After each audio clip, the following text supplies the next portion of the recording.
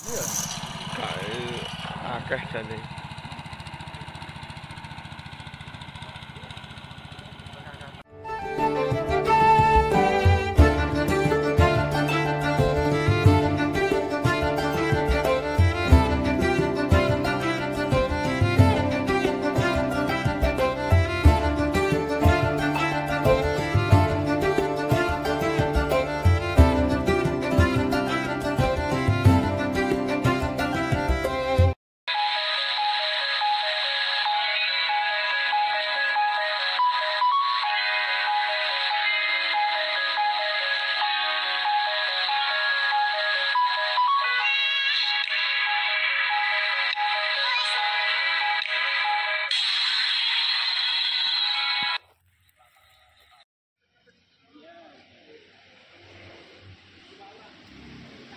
Halo, assalamualaikum warahmatullahi wabarakatuh. Rekan-rekan pecinta video warta amatir dimanapun berada. Pertama, kami mengucapkan selamat menjalankan ibadah puasa Ramadan. Tahun ini semoga diberi keberkahan dan kelancaran dalam beribadah. Pecinta video warta amatir, kali ini kami akan mengajak rekan-rekan sekalian untuk tahu bagaimana sih nasib desa di Kecamatan Kradenan, Kabupaten Blora, karena mau ada proyek strategis nasional yaitu Bendung Gerak Karangnongko. Warga yang berdomisili di 5 desa yang terdampak bendungan tersebut kali ini diajak oleh Bupati Blora untuk mengunjungi Fakultas Kehutanan UGM, karena salah satu lahan yang akan digunakan sebagai relokasi adalah lahan milik Universitas Gadjah Mada. Lalu bagaimana ya perbincangan antara warga yang menginginkan relokasi di wilayah milik UGM, yakni di lahan KHDTK, apakah bisa? Lalu kalau tidak bisa, bagaimana nasib mereka?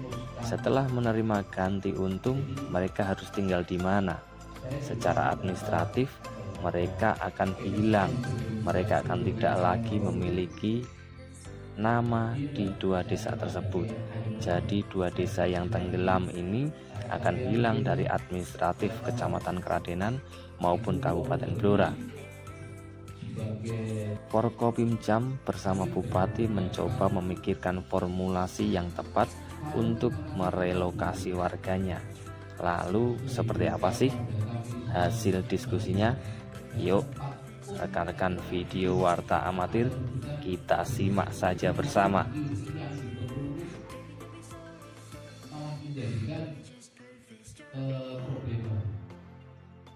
Yang kedua, terhubung atau relokasi, apabila kabupaten kami belum mampu, cara kami mengondisikan warga agar akhirnya. Sebagai permulaan, yuk kita simak penyampaian dari Bapak Purwondo, Kades Ngerawah Kecamatan Kradenan, yang desanya akan ditenggelamkan oleh Bendung Gerak Karangnongko sebagai proyek strategis nasional. Yuk. Terkait dengan kondisian mental warga kami. Terus terang, secara pribadi, rumah kami, lahan kami yang saya tepati tidak luas, Pak. Alhamdulillah tidak banyak.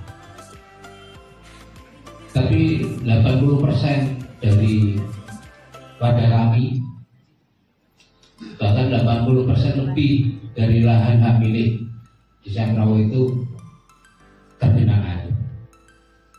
Itu pun saya berpikir belum nanti ada pengembangan lain terkait dengan benar. Yang saya tahu terus salah ini Pak Urip banyak keluhan yang saya paham dengan itu.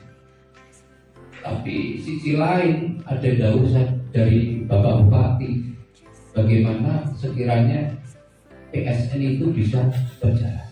itu pun juga jadi tanggung jawab saya selaku kepala desa harus mensukseskan program pemerintahan pusat. Di situ banyak komunikasi, banyak diskusi, musyawarah. Di situ timbul pemikiran bersamaan dengan beliau Pak Yogi, kita adalah forum satu paling Malaka. Lalu kita simak juga nih apa harapan dan keinginan Bupati yang akan disampaikan melalui UGM ke Kementerian LHK. Berpikir tentang relokasi. Memang harapan kami, kita ingin bahwa sejarah desa-desa ini tidak hilang. Kita harapkan dari lokasi ke suatu tempat yang memang bisa berdekatan dengan lokasi kunjungan nantinya. Dan lokasi yang paling mungkin memang di kawasan KHDTK UGM ini. Ada berapa masyarakat yang terdampak, berapa kakak, nanti polanya seperti apa. Nah, yang terpenting memang regulasi. Bagaimana kita regulasinya ini dibolehkan dan aman, itu seperti apa. Nah, ini kita mohon UGM bisa membantu dan mendampingi masyarakat kami, dari sisi pemerintah desa, dari dinas PMD sendiri juga ingin agar desa ini tetap bertahan. Kalau kemarin ada desa yang habis pilkades, nanti kadesnya harus kemana kalau desa ini hilang kan? Kalau numpang ke istilahnya wilayah yang sudah ada aplikasi desanya ya mungkin. Tapi kalau memang bisa direlokasi dengan desain nantinya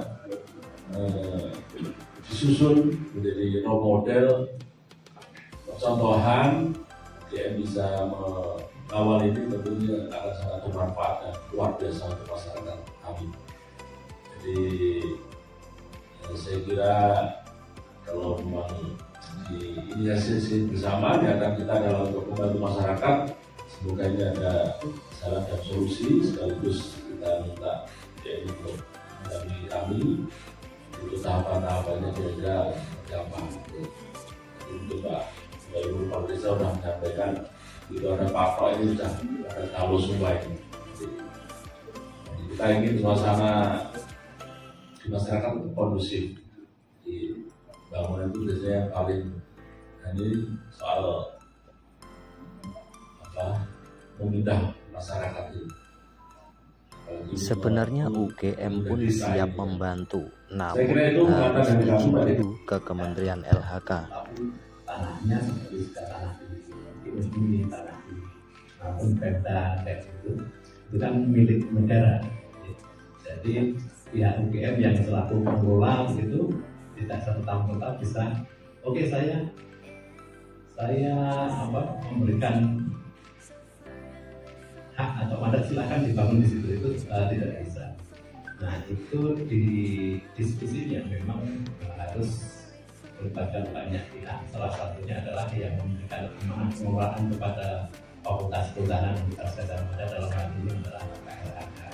Memang secara aturan untuk KHDTK itu sedikit rigid gitu ya, termasuk untuk pengurangan itu juga sebenarnya tidak ada aturannya untuk di KHDTK ini. Tetapi yang namanya aturan kan tetap yang membuat kita, misalkan ada sesuatu yang lebih urgent barangkali ya, kita nanti akan ada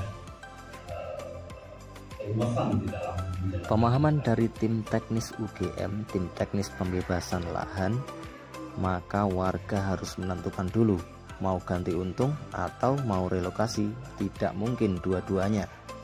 Sudah mendapatkan pemahaman saya dengan Pak Purwondo adalah masyarakat sudah mendapatkan ganti untung, kemudian duit, terus arep tuku lahane negoro.